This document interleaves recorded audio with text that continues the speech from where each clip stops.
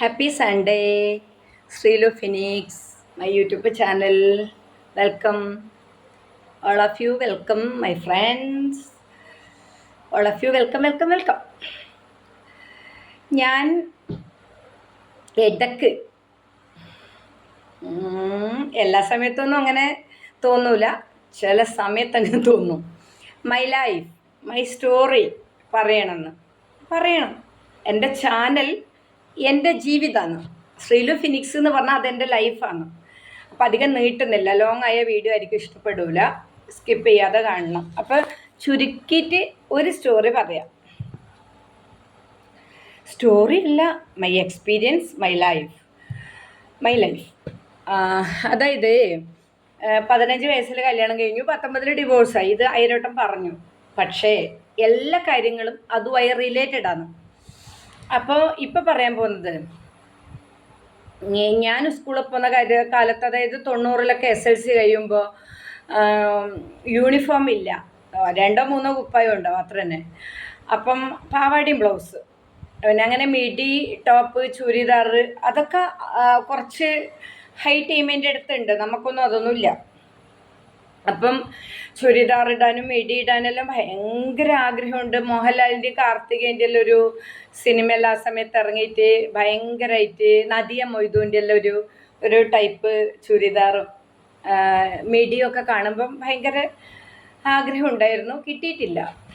അപ്പോൾ കല്യാണം കഴിഞ്ഞവർ ഒരു കാരണവശാലും പിന്നെ വേറെ ഒരു ഡ്രസ്സും അന്നേരം ഇടൂല. സാരി തന്നെ ഉടുക്കണം. നൈറ്റി, മാക്സി സംഭവം ഇല്ല, ചിത്രത്തിലേ ഇല്ല. അത് വല്ല സിനിമയിലൊക്കെ കാണും.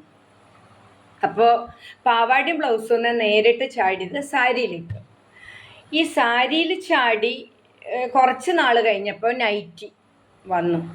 ഒരു 94-ലൊക്കെ നൈറ്റി വന്നു. റെയറാണെങ്കിലും വന്നു.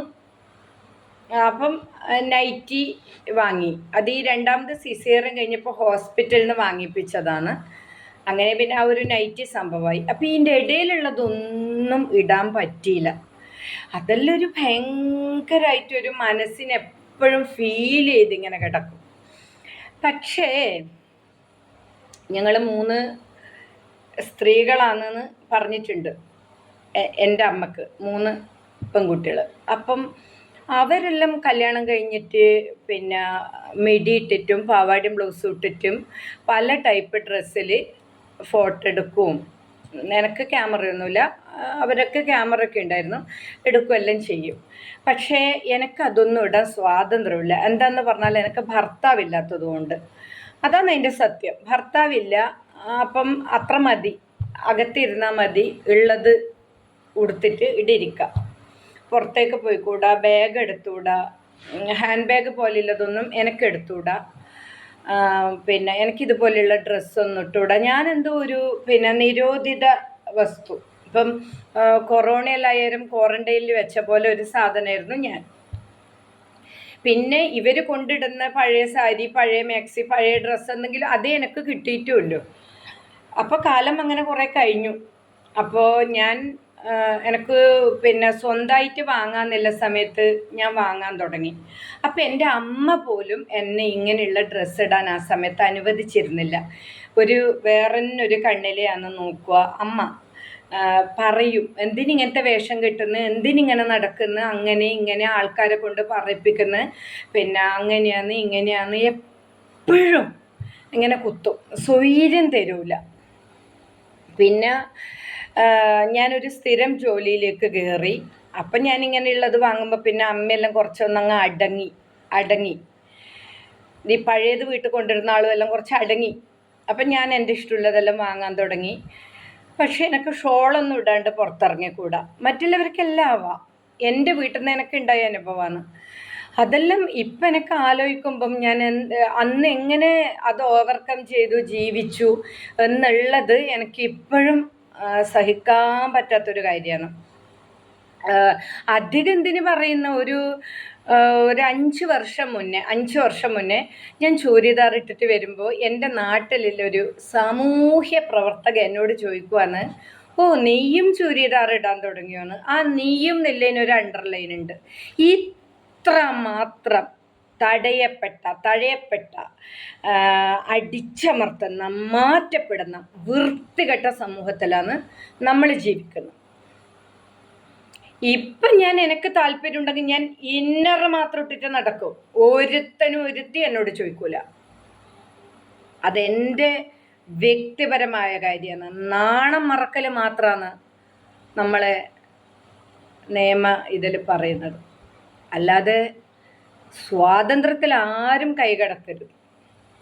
ഇന്ന് എനിക്ക് കംഫർട്ടായത്, എനിക്കെന്താണോ കംഫർട്ട് അത് ഞാൻ ധരിക്കും. അപ്പോൾ ഒരു വസ്ത്ര സ്വാതന്ത്ര്യം കൂടി ഇല്ല ഭർത്താവില്ലെങ്കിൽ. അപ്പം നമ്മളെ എല്ലാ കാര്യവും ഈച്ച് ആൻഡ് എവരിത്തിങ് തീരുമാനിക്കുന്നത് നമ്മളെ ചുറ്റുപാട്, നമ്മളെ സമൂഹം, നമ്മളെ പാരൻസ്, നമ്മളെ കൂടപ്പിറപ്പ്, നമ്മളെ വീട്ടിൽ വന്നു കയറിയ ആണുങ്ങൾ, ഇവരെല്ലാം ആരും ഇല്ലാത്ത ഒരാൾ എങ്ങനെ ജീവിക്കണം എന്ന് തീരുമാനിക്കുന്നത്. ആ ഒരു കാലം ഞാൻ അതിഭീകരമായിട്ട് ഞാൻ നേരിട്ട 1000 പ്രശ്നങ്ങളിൽ ഒന്ന് എൻ്റെ വസ്ത്ര സ്വാതന്ത്ര്യമായിരുന്നു. എൻ്റെ ഉടുക്കാനുള്ള സ്വാതന്ത്ര്യത്തിന് ചോദ്യം ചെയ്ത ഒരു കാലം ഞാൻ കഴിഞ്ഞു വന്നു. ഇന്ന് സത്യം മനസ്സ് തട്ടി തുറന്ന് പറഞ്ഞാൽ ഞാൻ വാങ്ങിയ അത്രയും സാരിയും ചുരിദാറും ആരും വാങ്ങിയിട്ടുണ്ടോ എന്ന് എനിക്കെന്നെ അറിയില്ല. ഉണ്ട്. എന്നാലും ഞാൻ പറയുന്നത് അത്രമാത്രം ഞാനിപ്പോൾ ഡ്രസ്സൊന്നും വാങ്ങിയിട്ടില്ലെങ്കിൽ ഞാനൊരു വലിയ പൈസ കരുത്തിയാണ്. അപ്പം പിന്നെ വാങ്ങണം തോന്നുന്നത് ആ സമയത്ത് നല്ലോണം വാങ്ങി, ഇപ്പോഴും വാങ്ങുന്നുണ്ട്. വില കൂടിയത് എന്നല്ല ഞാൻ ഉദ്ദേശിക്കുന്നത്, ഇഷ്ടപ്പെട്ടത്.